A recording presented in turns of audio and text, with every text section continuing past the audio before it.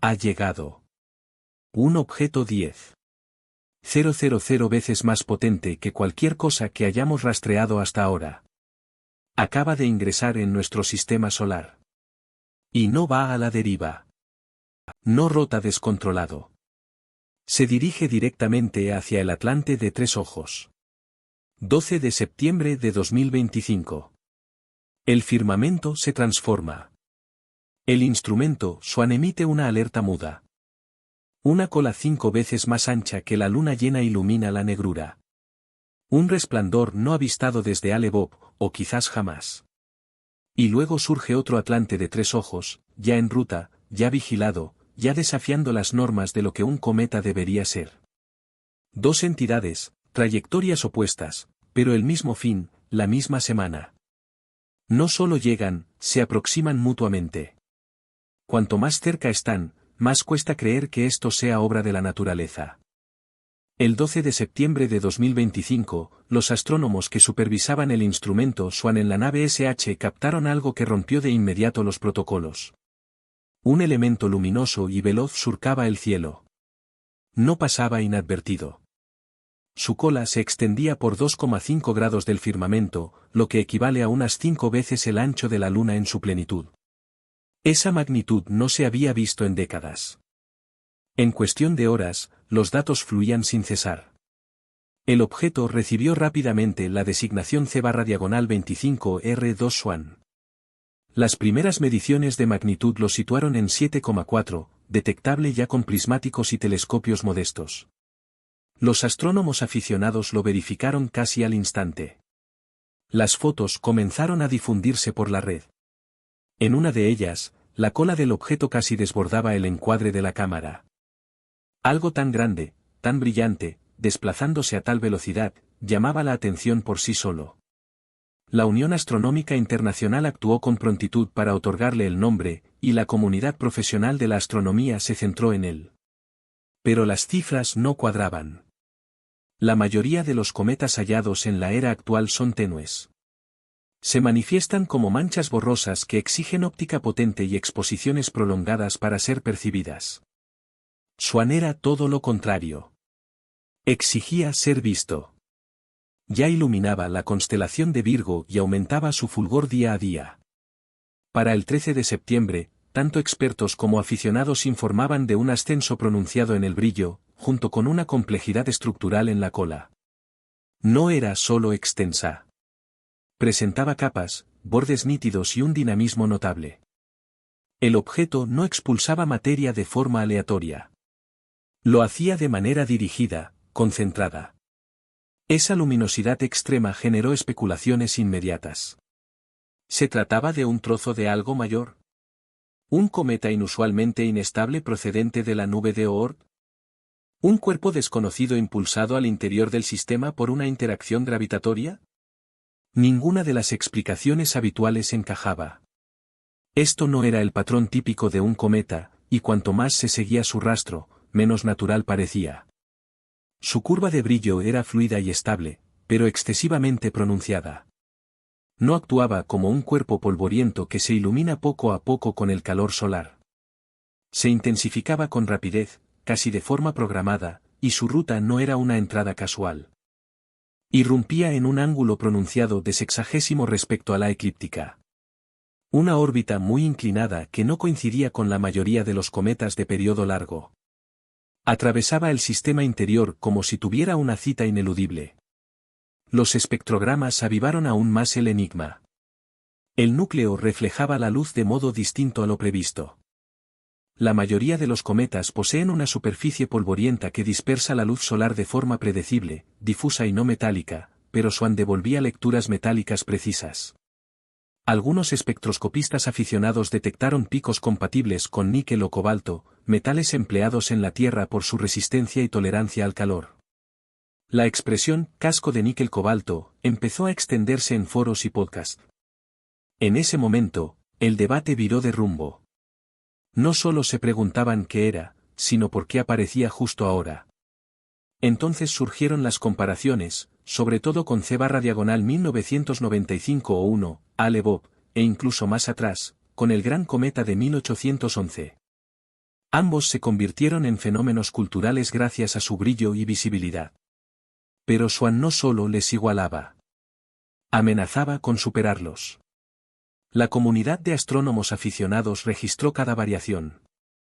Actualizaciones nocturnas se publicaban en Internet, cambios en el brillo, desplazamientos de la cola, formación de halos. La cola no era un rastro pasivo de hielo y polvo. Respondía activamente. Algunos incluso avistaron lo que parecían microexplosiones, parpadeos rítmicos de luz en la base de la cola, interpretables como eyecciones de material o emisiones dirigidas.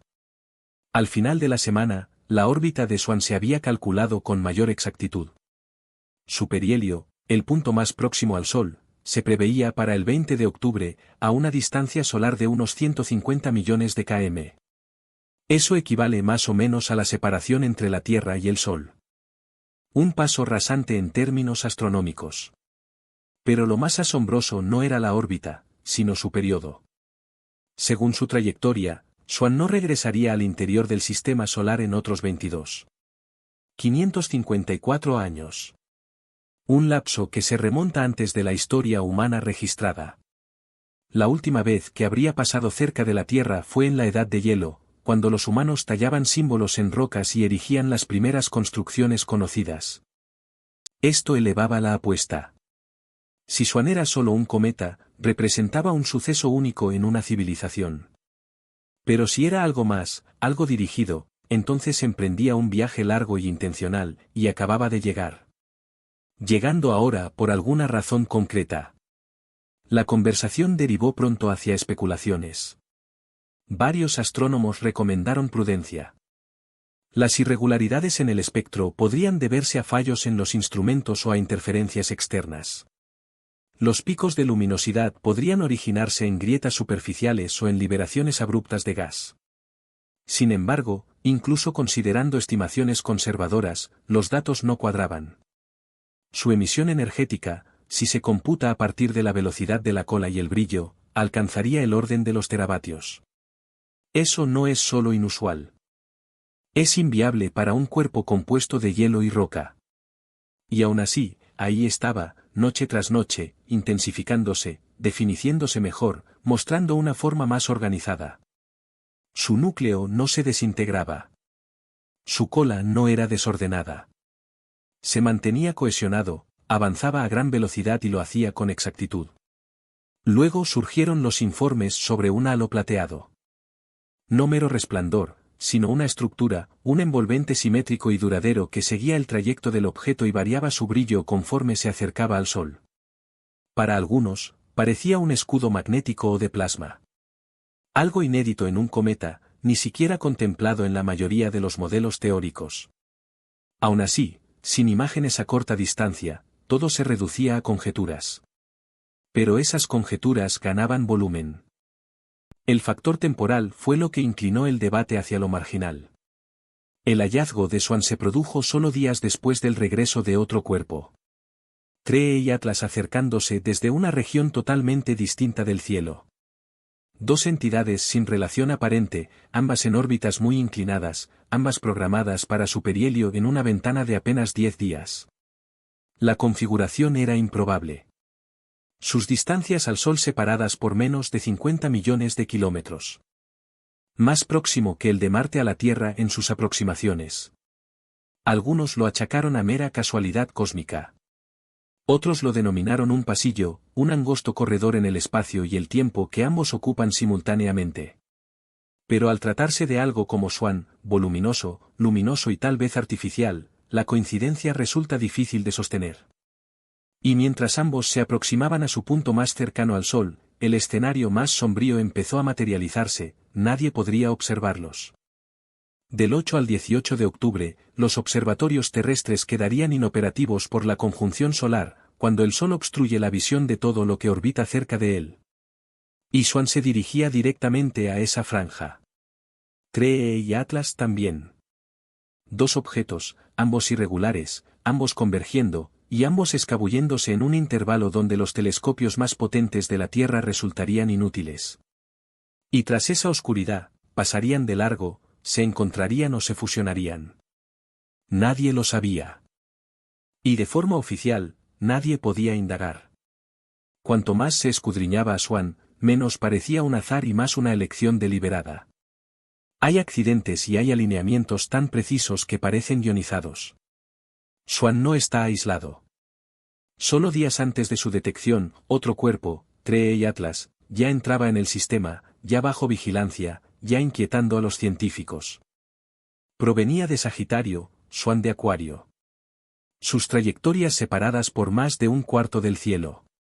Ángulos distintos, ritmos diferentes, procedencias variadas, y sin embargo ambos llegarán a su perihelio, el punto más próximo al Sol, en una ventana de 10 días.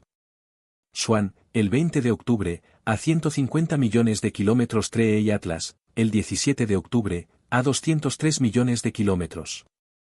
Más cerca que Marte de la Tierra. Dos cuerpos sin conexión, dos masas en dos órbitas extremas. Y ahí están, rozando el Sol en tándem. Los astrónomos lo llaman un pasillo, un sendero estrecho en el espacio-tiempo. Y ambos lo han ingresado. Pero empeora, justo cuando llegan, quedamos ciegos. Del 8 al 18 de octubre, los telescopios terrestres quedan neutralizados. El resplandor solar impide la observación directa. Lo denominamos conjunción solar, un suceso habitual en astronomía. Pero esta vez, no es solo un inconveniente. Es calculado. La ventana de blackout coincide perfectamente con el instante clave, la convergencia. Nada de Hubble, ni Webb, ni eras terrestres, solo silencio radial. Y no solo por leyes físicas. Documentos filtrados de observatorios aludían a algo adicional, algo extraoficial. Peticiones formales de información fueron rechazadas. El imagen radar se interrumpió. Propuestas de observación clasificadas. Declaraciones públicas desaconsejadas. Esto no es un mero vacío solar. Es un mutismo intencional. Las hipótesis brotaron. Una fuente de energía demasiado riesgosa para exponer. Un encuentro diseñado para ocultarse. O peor, una operación que nunca debimos presenciar. Porque las matemáticas orbitales no engañan. Swann y Atlas no siguen rutas parecidas. Una desciende en picado, más de 60 grados fuera del plano eclíptico. La otra casi en perpendicular, y aún así rozarán el Sol casi en paralelo, como atraídos al mismo sitio en el mismo instante, como invocados. Eso es lo inexplicable. Estadísticamente, esas órbitas deberían cruzarse con siglos de desfase. El momento debería ser aleatorio. Las distancias dispersas. Los ángulos irrelevantes. Pero no lo son. Están sincronizados. Y el Sol es el eje central. Reflexiona sobre ello. Una órbita de 22.554 años. Una trayectoria hiperbólica interestelar. Ambas convergiendo ahora. Ambas ocultas a la vez. Ambas vedadas al escrutinio público. ¿Coincidencia o coreografía intencionada? Algunos lo denominan sincronía cósmica, otros lo atribuyen a una maniobra calculada. Pues cuando dos cuerpos atraviesan un pasillo gravitatorio con tal exactitud y lo hacen justo tras la única fuente lumínica que ciega nuestros aparatos, surge la duda inevitable, ¿quién oculta algo y con qué fin? Al principio quisimos convencernos de que eran meros cometas. Sencillos, orgánicos, predecibles. Sin embargo, la naturaleza no dirige trayectorias. No ajusta impulsos. Y tampoco se camufla tras el Sol. Lo que observamos ahora no actúa como hielo y polvo. Se comporta como mecanismo. Empecemos por 3/diagonal Atlas, el más discreto de los dos. A simple vista, parecía inofensivo. Otro objeto de periodo largo deslizándose por el sistema. Pero llegaron los datos. Un cuerpo dominado por níquel con escaso hierro. Nada típico de cometas. Luego, el CO2. 3/diagonal Atlas libera dióxido de carbono a un ritmo 5 veces superior al vapor de agua. Eso no es conducta cometaria. Y después aparecieron los impulsos. 3 aceleraciones abruptas separadas por 2 semanas. cada una acompañada de un cambio cromático del rojo al neutro y viceversa. Picos de movimiento como si 3I/diagonal Atlas activara un propulsor. 10 gigavatios de potencia de un cometa, o mejor dicho, de un dron. Y no solo fue el desplazamiento. Cada pulso coincidió con una variación en la composición de su cola. Las concentraciones de CO2 oscilaron al unísono con los aumentos de velocidad. Un patrón que ciertos espectroscopistas bautizaron como modulación de mezcla para empuje. Esto no es deriva pasiva. Es propulsión dirigida, planificada, comandada, realizada. Ahora, Swan. Swan representa algo radicalmente distinto. Una fortaleza de aleación de níquel y cobalto, con reflectancia metálica, un envoltorio plateado que funciona como escudo. Su cola muestra ráfagas de plasma rítmicas, correcciones mínimas, pulsos de microempuje repetitivos. Y la estimación de potencia, 10,000 gigavatios, superior a la producción total de la Tierra. Refleja como un metal, se mueve como un artefacto, resiste la radiación solar como si estuviera diseñado para ello. La mayoría de los cometas se desintegran al aproximarse al perihelio. Swan se fortaleció. Su cola se amplió. Su ruta se afinó. Su índice de reflectancia se disparó.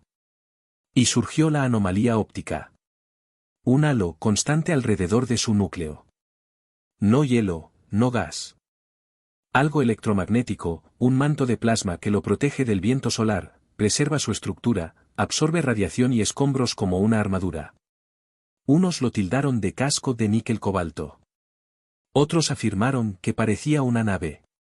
Pero lo esencial no es el término. Es el funcionamiento. Ajustes de rumbo, aceleraciones pulsadas, reflectancia estable frente a vectores solares. Swan no respondía. Navegaba y se dirigía directamente al corredor de blackout junto a 3I/diagonal Atlas. Algunos conjeturan que fue un reabastecimiento aprovechando la energía solar como escala, o una transmisión de datos. Otros proponen una misión de rescate para capturar algo averiado o, peor aún, una persecución. Porque 3I/diagonal Atlas no surgió de improviso, alteró su curso 2 veces, cada vez más alineado con la trayectoria entrante de Swan, y cada modificación seguida de esa firma de empuje idéntica. Si se trata de sondas, esto es un encuentro. Si son adversarios, una intercepción. Si forman parte de algo mayor, entonces solo es la fase inicial. Hay quienes aluden a Oumuamua. Primero el extraño visitante, luego 3I/diagonal Atlas, ahora Swan. Cada uno más sofisticado, cada uno más dinámico, cada uno más próximo. Como etapas de una observación prolongada o una cadena de inspección. Si eso es así, la próxima llegada no transitará de paso. Aterrizará. Y lo que ocurra después ya no será ficción científica. ¿Y si esto nunca versó sobre hallazgos? ¿Y si lo que avistamos no estaba destinado a ser visto? Dos entidades, una emitiendo pulsos controlados, la otra blindada contra el propio Sol, surcando el sistema solar interior como si conocieran el itinerario. Cruzando sus rutas en mutuo silencio. Y luego se esfumaron tras el velo solar. Desaparecidas no solo de la vista, sino de la certeza. Nos indicaron que cesáramos la vigilancia. Que el sol lo impedía. Pero la gente observó de todos modos, desde patios traseros, cimas montañosas, redes improvisadas y observatorios polvorientos. Y lo que hallaron no fue desorden, ni azar, sino cadencia, impulsos, estallidos, alineamientos, esquemas que no brotan de lo natural, esquemas que insinúan propósito. Unos aseguran que fue una parada para combustible. Otros, vigilancia.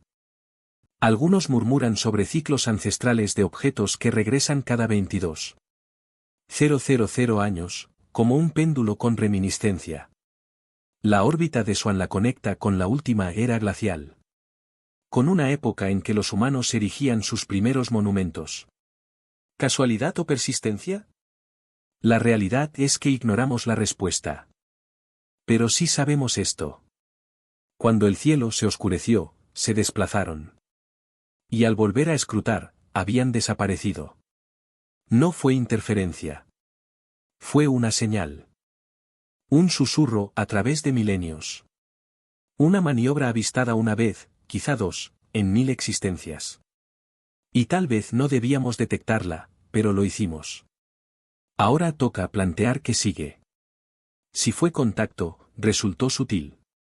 Si fue espionaje, preciso. Y si fue advertencia, la dejamos pasar. Así que manteneos alerta, observad, cuestionad. Porque un día el firmamento se agitará de nuevo. Y cuando suceda, querréis evocar este instante, ya que el próximo objeto podría no solo sobrevolar. Podría permanecer. Y entonces. Quizá no llegue por su cuenta. Apúntate al canal, difúndelo, deja tu marca en la quietud. Ya no nos limitamos a observar lo ignoto. Ahora pertenecemos a ello. Música,